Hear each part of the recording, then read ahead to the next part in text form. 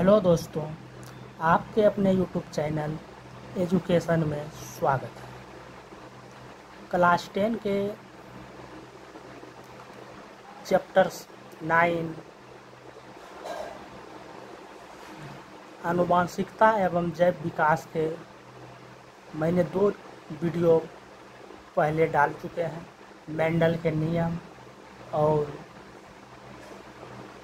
आनुवांशिकता के बारे में मैंने बता दिया। आज लिंग निर्धारण, मानव में बच्चे का लिंग निर्धारण कैसे होता है, यानी कि किस परिस्थिति में लड़का जन्म लेती है और किस स्थिति में लड़की जन्म लेती है, इसको आज समझने जा रहे हैं। आप सभी जानते हैं कि मानव में 46 क्रोमोसोम होता है, पुरुष में भी स्त्री में भी। यानी कि बच्चे जो जन्म लेते हैं उसमें 46 क्रोमोसोम जो आते हैं, तो 23 क्रोमोसोम अपने पिता से एवं 23 क्रोमोसोम अपने माता से आते हैं। इसीलिए उसमें कुछ न कुछ विभिन्नताएं होती हैं। ना तो वो एक्यूरेट माता के समान होते हैं, ना पिता के समान।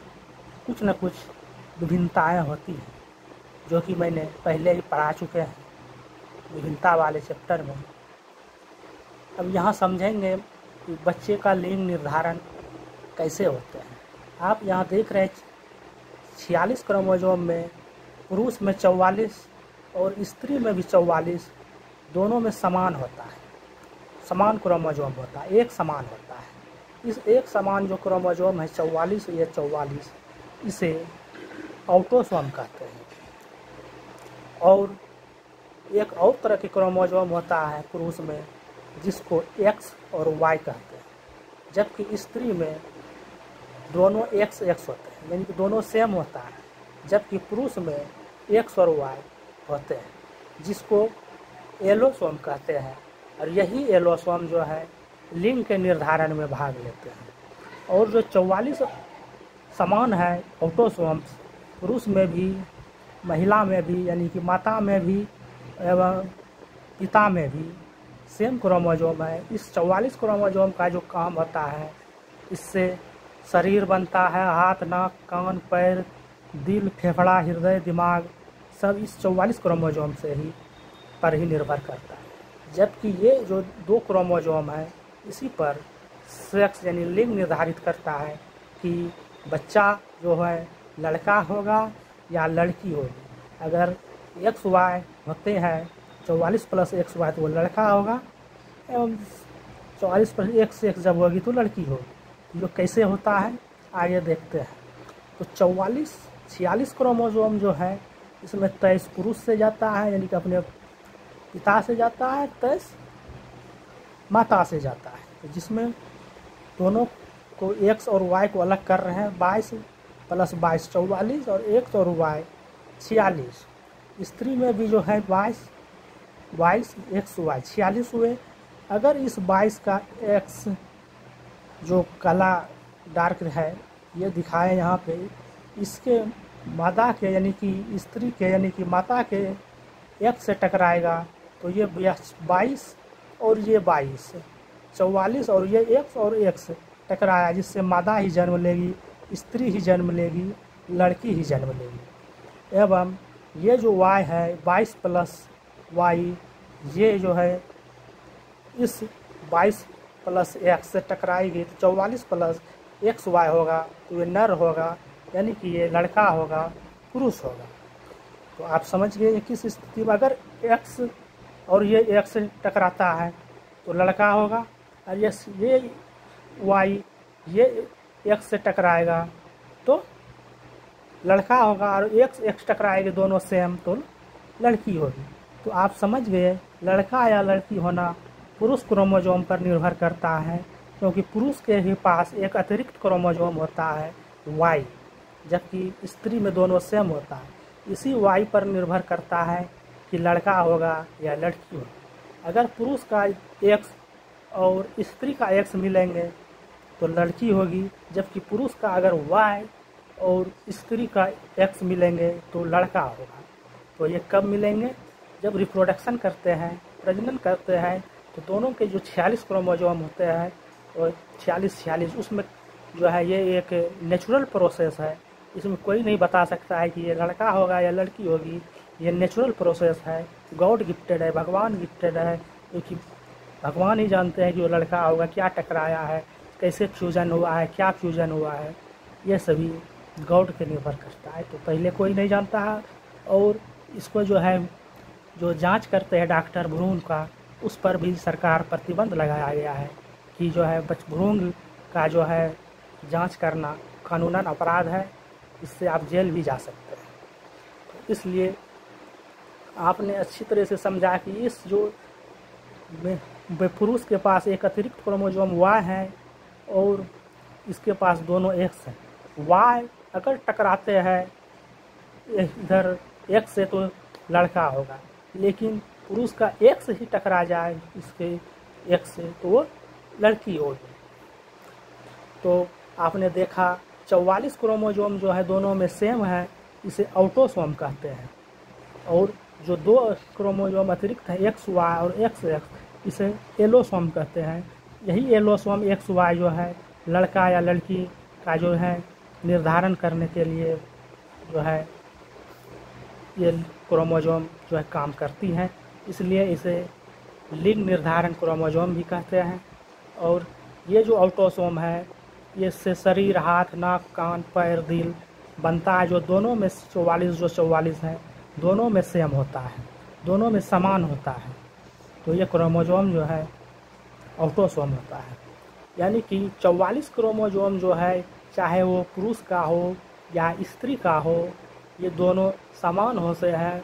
इससे शरीर, हाथ, नाक, कान, हाथ, दिल, दिमाग दोनों का समान होता है, दोनों के समान जो है काम करते हैं।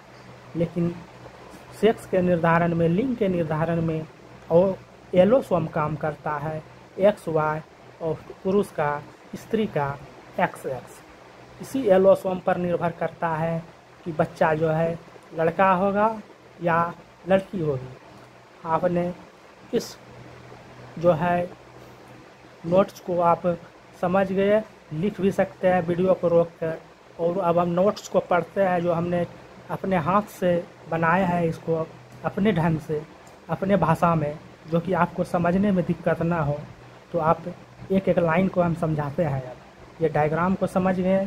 40 क्रोमोसोम होता है मनुष्य में, और जब पुरुष और मादा का जो है रिप्रोडक्शन करते हैं तो जो पुरुष से स्पर्म और जो है स्त्री का ओवम का जब फ्यूजन होता है, जब इस दोनों के गैमीट का फ्यूजन होता है तो जुग्मनज यानी कि जायगोट बनता है।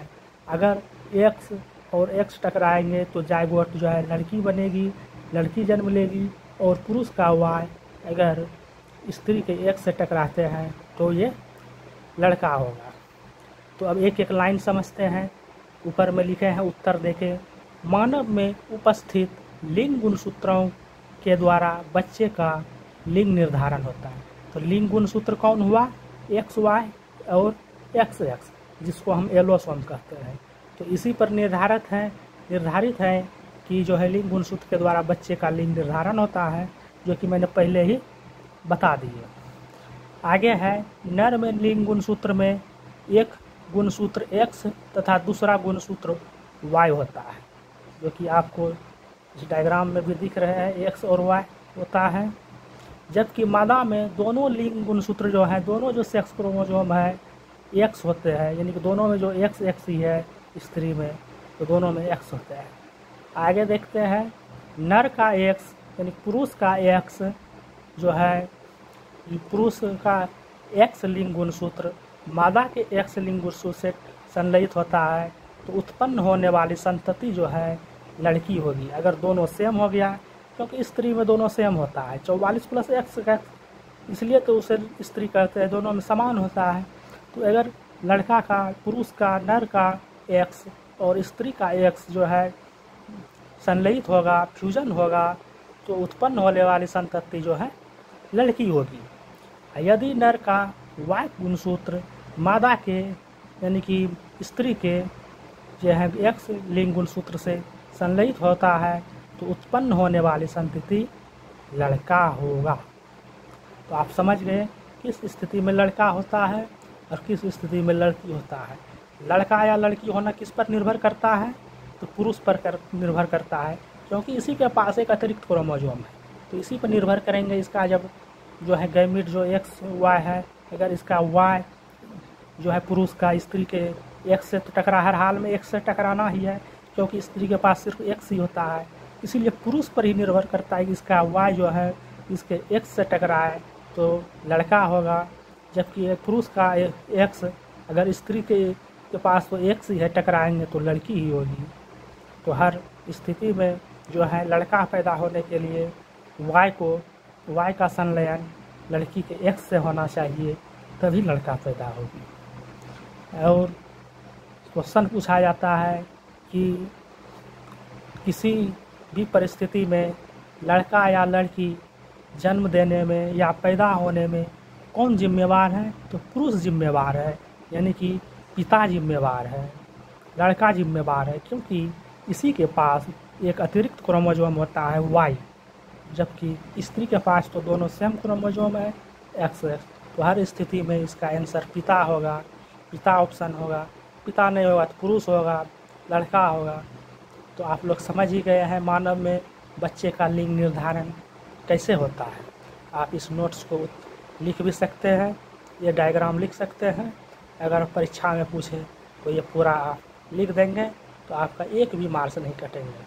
अगर सिर्फ परीक्षा में पूछे कि बच्चे का लिंग निर्धारण कैसे होता है, आप जो है इसको डायग्राम से समझावें सिर्फ, तो सिर्फ यहाँ से लिखना है 44 + XY से। अगर पूरा लिखने हैं, बोले 5 नंबर में देंगे तो इसको पूरा लिख देंगे। और काफ़ी सिंपल भाषा में हमने इसे तैयार किए हैं कि मानव में जो है उपस्थित लिंग क्रोमोसोम मतलब सेक्स क्रोमोसोम, और उसको कौन सा होता है XY पुरुष का, स्त्री का XX, इसको एलोसोम कहते हैं। जबकि 44 जो होता है दोनों में सेम होता है, इसीलिए इसे ऑटोसोम कहते हैं। पूरा आसान भाषा में मैंने इसे समझाने का प्रयास किया, आप लोग भी समझ ही गए होंगे। तो आप लोग को यहाँ से किसी भी प्रकार का क्वेश्चन आएंगे ऑब्जेक्टिव सब्जेक्टिव, तो आप लोग अच्छी तरह से इसे बनाने में सफल होंगे, अच्छे से बनाएंगे। तो इस वीडियो में आज इतना ही, आगे हम मिलेंगे जैव विकास, आगे के जो वीडियो आएंगे अनुमानसिकता एवं जैव विकास में, तो जैव विकास का वीडियो लेके आएंगे। काफ़ी इंटरेस्टिंग वीडियो है, आप लोग उसे भी ज़रूर देखेंगे। तब तक के लिए धन्यवाद।